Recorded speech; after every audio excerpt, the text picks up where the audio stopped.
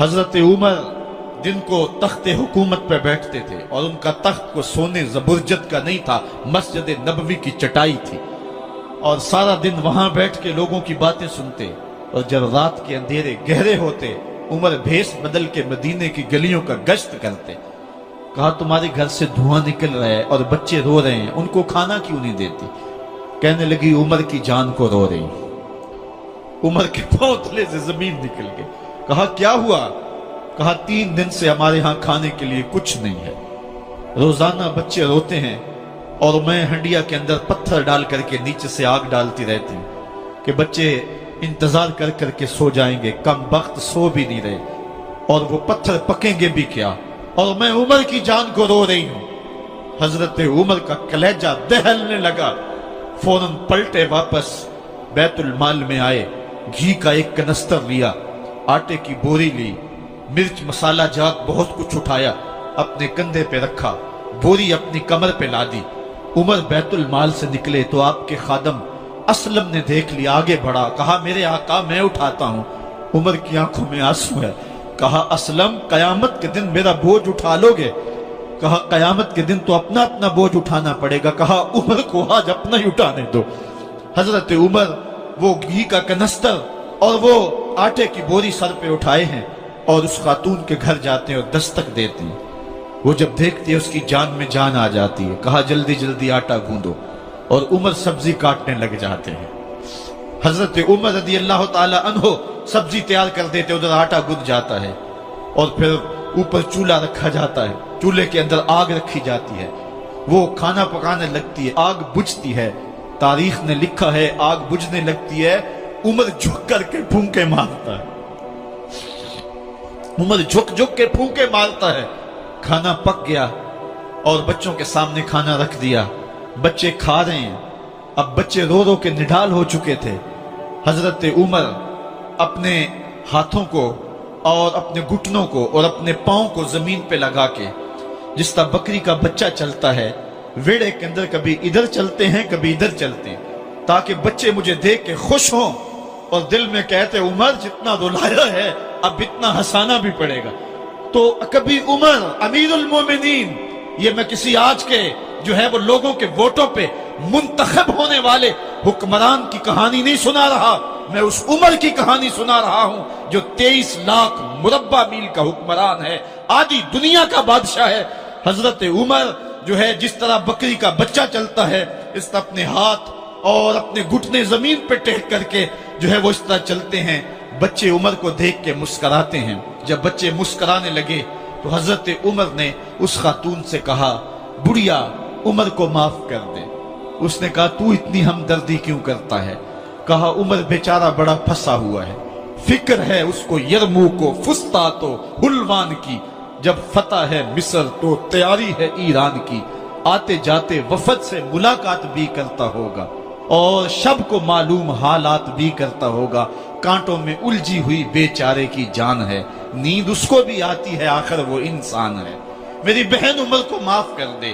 اس نے کہا نانا عمر کی بات میرے سامنے نہ کر، قیامت کا دن ہوگا، عمر کا گریبان ہوگا اور میرا ہاتھ ہوگا۔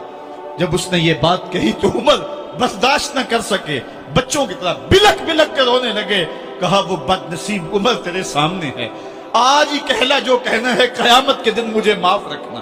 اس نے کہا تو عمر ہے؟ کہا بد نصیب عمر تیرے سامنے کھڑا ہوں۔ میرے عمر کہتے ہیں اگر دجلہ کے کنارے ایک بکری کا بچہ بھی پیاسا مر گیا، اس کا حساب بھی عمر سے لیا جائے گا۔ حضرت عمر نکلے یروشلم میں، ایک اونٹ ہے ایک غلام ہے، کبھی وہ سوار ہوتا ہے کبھی آپ باری مقرر کی ہے۔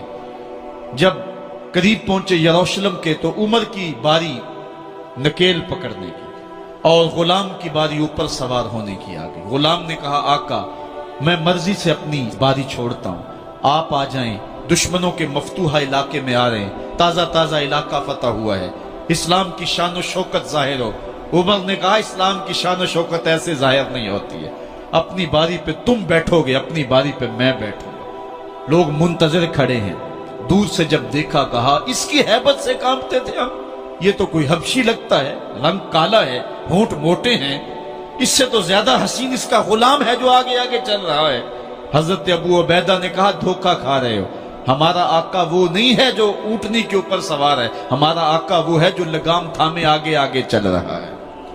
حضرت عمر رضی اللہ تعالیٰ عنہ کو آگے بڑھ کے جابیہ کے مقام پہ حضرت ابو عبیدہ بن جراح نے استقبال کیا، تو حضرت عمر آگے بڑھے اور انہوں نے آگے بڑھ کر کے حضرت ابو عبیدہ کے دونوں کندھوں پہ ہاتھ رکھا، اور سنو حضرت عمر نے کیا کہا، کہا لا الہ الا اللہ انا کنا اذل قوم فاعزنا اللہ بالاسلام۔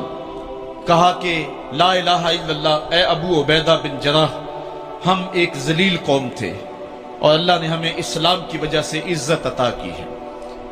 اور میں تمہیں ایک تاریخ ساز بات کہنے لگا ہوں، اور وہ یہ ہے کہ جب تک ہم اس عزت والے اسلام کے دامن کو تھامے رہیں گے ہماری عزت قائم رہے گی، اور جب اسلام کے علاوہ کسی اور جگہ سے عزت ڈھونڈیں گے تو رسوا کر کے رکھ دیے جائیں گے۔